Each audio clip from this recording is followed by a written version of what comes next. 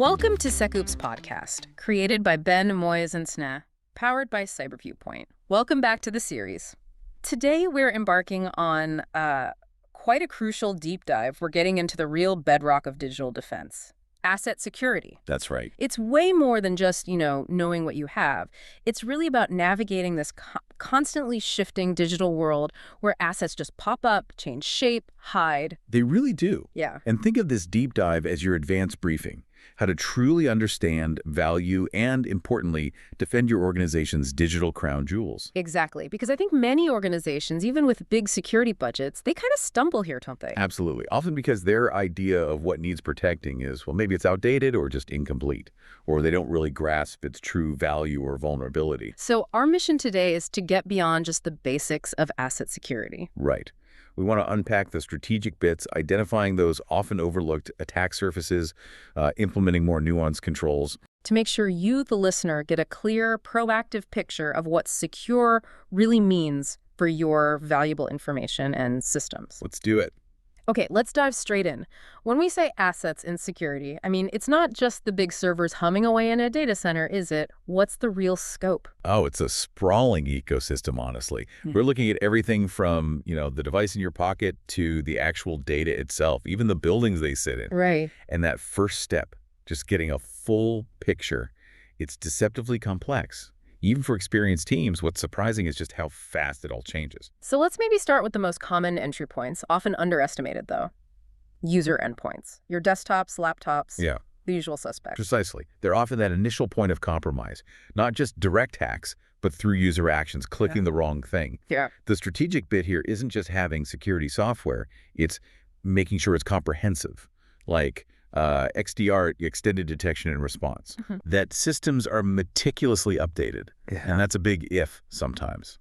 And that tools like VPNs and digital certificates are used consistently, correctly. Maintaining that consistency across potentially thousands of machines, that's the trick. That's the real challenge, yeah. And then, boom, mobile devices just exploded onto the scene. Smartphones, tablets, even wearables now. A huge attack surface. Massive. Beyond just the sheer number of them, what are the hidden risks people miss? Well, that's where it gets really interesting and, frankly, quite difficult. The volume is one thing, sure, but the real complexity, it often comes from bring your own device, BYOD. BYOD. Always fun. Right. It just blurs those lines between personal and corporate, and that often leads to this gap in mobile device management, MDM, or mobile application management, MAM. So you end up with company data leaking onto personal, unsecured spaces. Easily. Without proper controls, it's almost inevitable. So MDM isn't just about finding a lost phone then, it's more strategic. Oh, much more. It goes way deeper. It's about enforcing specific policies. Strong passcodes, biometrics maybe, preventing users from rooting or jailbreaking devices if they want corporate access, and critically, containerizing company data. Containerizing. Yeah. So walling off the work stuff. Exactly. Isolating sensitive apps and data in a secure little sandbox on that personal device. And yeah, it still does the remote wipe for lost devices or departing employees. That rapid response is still vital. Okay. And then we have the Internet of Things, IoT, often silent, often pretty vulnerable. The unsung heroes and, yeah, frequently the weakest links. What sort of things are we talking about here, and why are they such juicy targets? Well, they're everywhere now, aren't they? Surveillance cameras, smart speakers, even building systems controlling heating, doors. Right, the HVAC system talking to the network. Exactly. And the real danger is how common they are and how often they're installed by, well, not security people, often using default passwords you can find online in seconds. Oh, dear. And they frequently just fall outside the normal vulnerability scans, big blind spots. It's almost funny if the consequences weren't so potentially severe. It is amazing how something seemingly harmless becomes a weapon. That Mirai botnet attack back in 2016. IP cameras, routers used for huge DDoS attacks. Still kind of shocking. That's the perfect example. It shows just how critical these devices are. One unpatched gadget with default creds can be the foothold for a massive attack. Turns your smart building into, well, a cyber weapon launchpad. Changes how you think about the perimeter, doesn't it? Fundamentally. Okay, moving beyond hardware. User accounts.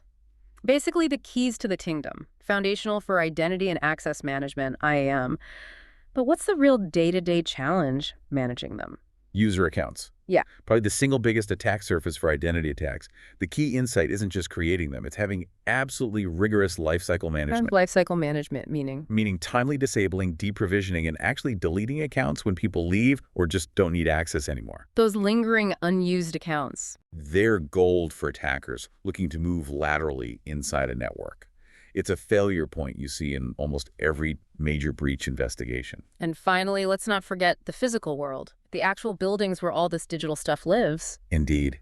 We focus so much on digital threats, but ignoring physical security.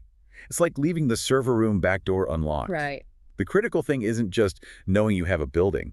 It's understanding the vulnerabilities within those locations, meticulously documenting, securing every single physical access point. If you don't know exactly where your servers are, you can't physically secure them. Okay, so we've mapped out this huge dynamic landscape of assets. The next big challenge isn't just knowing what's there, but knowing its value. Because let's face it, protecting everything equally is impossible. It's a fool's errand, yeah. So how do we decide what needs the most protection? And that's where asset classification becomes your strategic compass. It's all about assigning sensitivity or criticality levels. Yeah. Both to the information itself and the systems handling it. Because not all data is created equal. Not at all. Nor are the systems holding it. They don't all carry the same risk or need the same Fort Knox treatment. Trying to secure everything like it's top secret is just unsustainable. Now, many of us have heard the government or military terms like top secret, secret, confidential.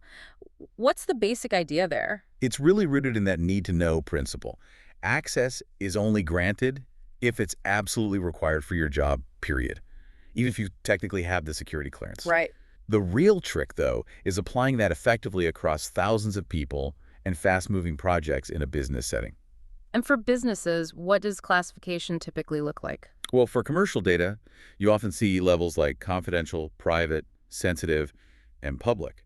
These labels are vital because they dictate exactly what safeguards are needed. It's not just about having the labels, though, is it? No, the insight is ensuring they're consistently applied and actually understood by everyone. That's often the weak point. Can you give us some concrete examples? How does this affect actually handling sensitive info day to day? Sure. Take public data, maybe a press release, sending that in a plain email. Generally fine. Yeah. But now take confidential financial projections, sending that via instant message or unencrypted email. That would be a serious policy breach. So what would be required? It would demand strong encryption for any electronic sending. And if you were moving physical copies, maybe via courier, you might need double-sealed envelopes, strict chain of custody logs. These aren't suggestions. They're requirements tied directly to that classification level. So classification isn't just for the data itself. It extends to the systems that store, process, or transmit it. Absolutely. This is a really critical distinction people sometimes miss. Asset classification covers the IT systems, too. Makes sense. A system handling confidential data needs fundamentally stronger protection than one just dealing with public website content. And that dictates? It dictates everything. Detailed architecture and design choices, much stricter patch management cycles, more aggressive system hardening, comprehensive security monitoring, and plans for resilience, how it survives an attack or failure. Okay, with all these asset types, different classifications, it brings up the big question. Who's actually responsible for securing it all? Sometimes accountability feels a bit fuzzy until something goes wrong. You've hit one of the biggest friction points in security management.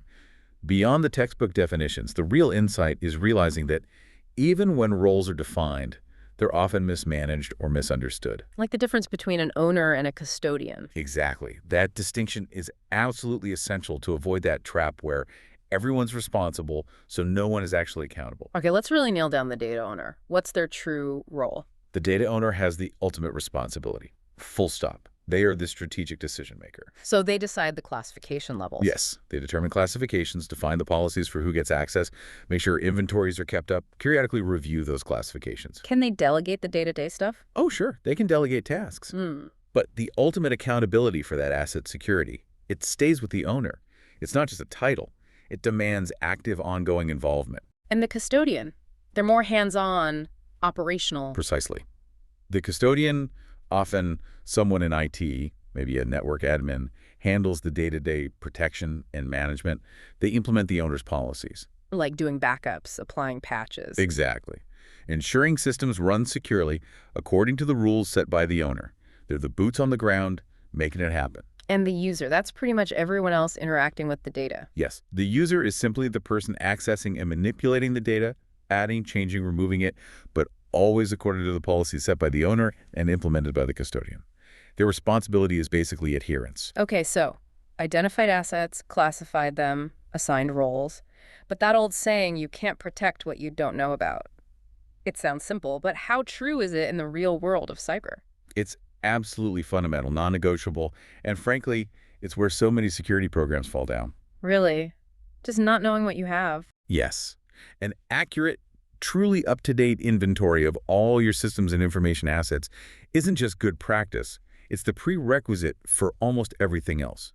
Patch management, data retention, incident response. Without it, you're flying blind. Completely. You're operating with dangerous blind spots, leaving things exposed. Attackers will find those unknown, unmanaged assets. And this inventory, it's not a one-and-done spreadsheet, is it? It sounds like a constant upkeep challenge. Oh, absolutely.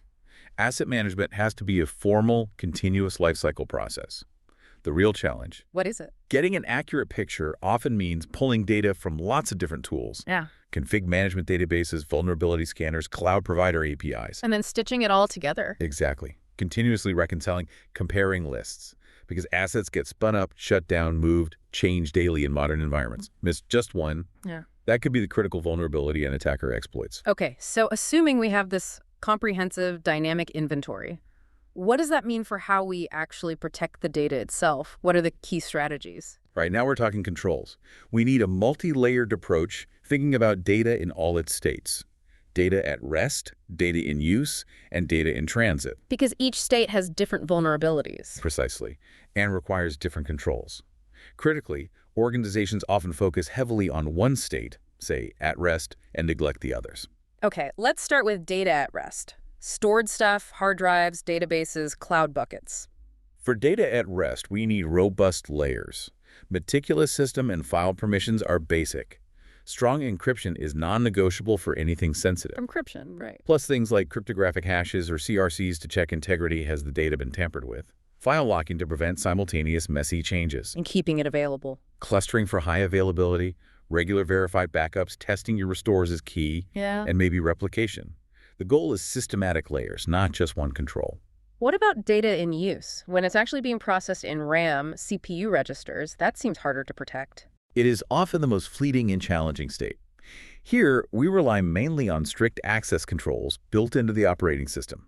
Memory protection features are crucial, stopping one process from snooping on another's sensitive data.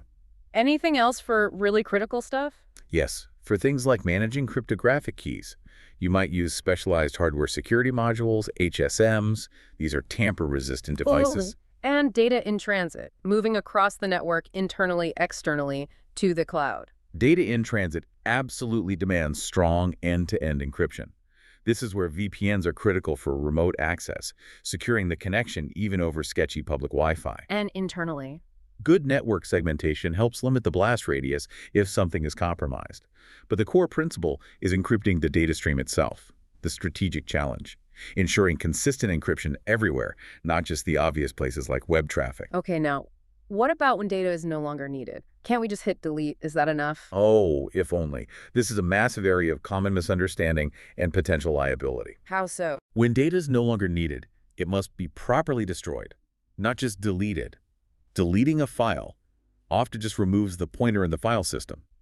The actual data bits can remain on the disk. That's data remnants, right? Exactly. Residual data that can often be easily recovered with simple tools. So how do you properly destroy it? Especially with modern drives like SSDs. It's tricky. Old methods like degaussing, strong magnets, don't work well on SSDs.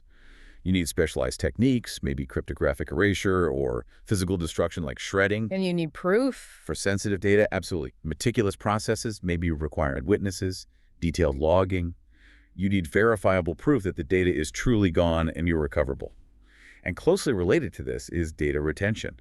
Laws often force organizations to keep data for specific periods. Right, compliance requirements. But keeping sensitive info longer than legally required, that just increases your risk and liability if you get breached. Retention policies need to be super clear, cover everything, physical and electronic, state exactly how long to keep it, and then mandate secure destruction. It's a balancing act. a constant tightrope walk between compliance and minimizing your attack surface. Wow, okay. This sounds like a huge amount to manage across an entire organization. Do we really need to apply every single one of these heavy controls to every single system? Or can we be smarter? That's a critical question. Applying one rigid, super strict set of controls everywhere is, well, it's impractical, inefficient, and often counterproductive. How so? You end up overprotecting low-risk assets, wasting resources, and paradoxically, you might underprotect the critical stuff because the whole system becomes too complex to manage effectively. Complexity is the enemy of security. It truly is. So we need a more strategic, tailored approach. Exactly. This is where scoping and tailoring come in. You divide the organization into logical zones or groups. Based on what? Could be business unit, the type of classification of data they handle, their risk profile, lots of ways, and then you tailor the security controls specifically for each zone. Give me an example. Okay, password strength. The requirements for a system handling public marketing info might be fairly standard, but for a system processing top-secret R&D data, much stricter requirements for length, complexity, rotation.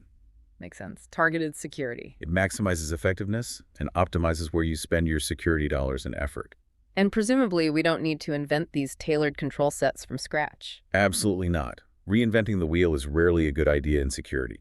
Best practice is to start with established, industry-leading control frameworks. Like COBIT or ISO 27000 series. Precisely. COBIT, ISO IEC 27005, they provide a solid, proven foundation.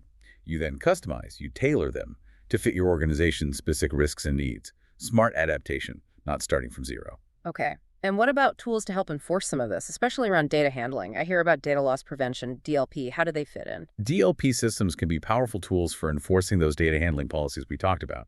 They're designed to detect and, importantly, prevent unauthorized movement or storage of sensitive data. How do they know what's sensitive?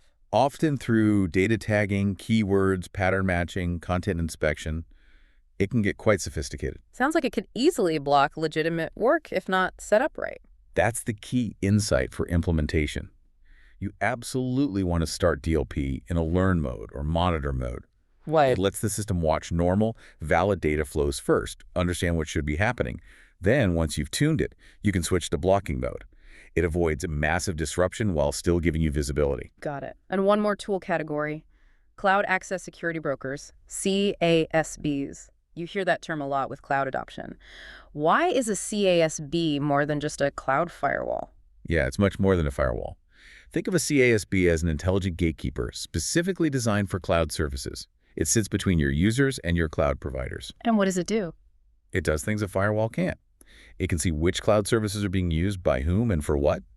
It can enforce policies within those services, like directing users to your company-approved cloud storage, say OneDrive, and actively preventing them from uploading sensitive company documents to their personal Dropbox or Box.com account. Ah, so it redirects them. It can, or block it, or enforce encryption, or scan for malware within the cloud app. It ensures security policies and compliance follow your data into the cloud. No.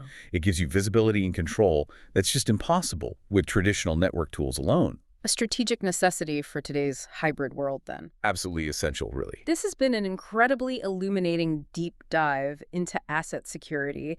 It really drives home that from the tiniest, maybe overlooked IoT sensor all the way up to your most critical database, understanding what you have, its value, and how to dynamically protect it is just paramount. Absolutely. If there's one core takeaway, it's that security isn't a one-off project you finish. It's a continuous, deeply informed effort.